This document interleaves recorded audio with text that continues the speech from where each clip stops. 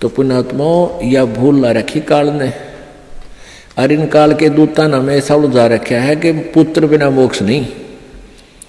अब बेटी ने तो हम संतान भी नहीं मानते थे, ऐसी अनजान सोच बना दी हमारी।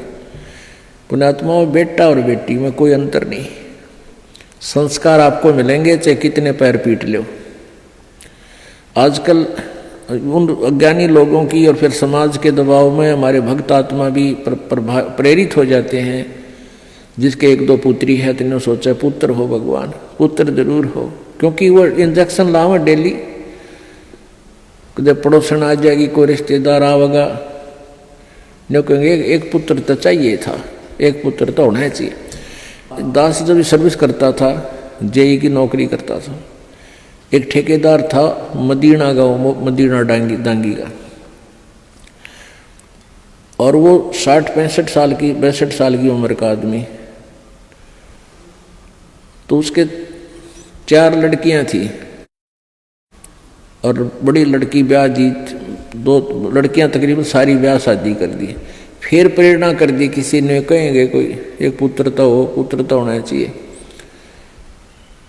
तो उसकी पत्नी ने भी यही कहना शुरू कर दिया कि पुत्र तो होना चाहिए। उसने कहा कि तुम मेरी, उसकी कोई मौसी की लड़की थी, क्यों करके उसकी शादी करवा दी।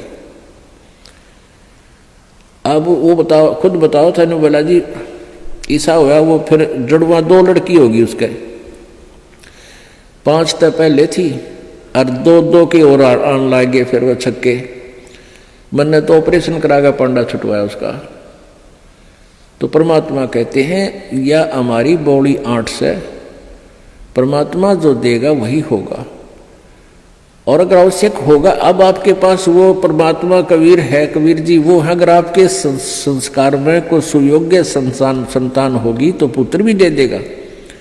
ना तो आज वर्तमान के 80% पुत्रों से ये माता पिता दुखी हैं। पुत्री तो शादी कर दी हुई पराई, यहाँ रहती है तब आपका पूरा काम करे, कभी आज्ञा का अवहेलना नहीं करती लड़कियां, और पुत्र छोटा ऐसा लाग जा रखो हलान ना करूं क्यों, और बेटी कभी नहीं बेचारी मना करती। तो हमने इन अज्ञानी अनजान ऋषि संतों के अज्ञान के कारण हम इतना भेद बना बैठे थे एक आत्मा में, आत्मा वही बेटी और बेटे की।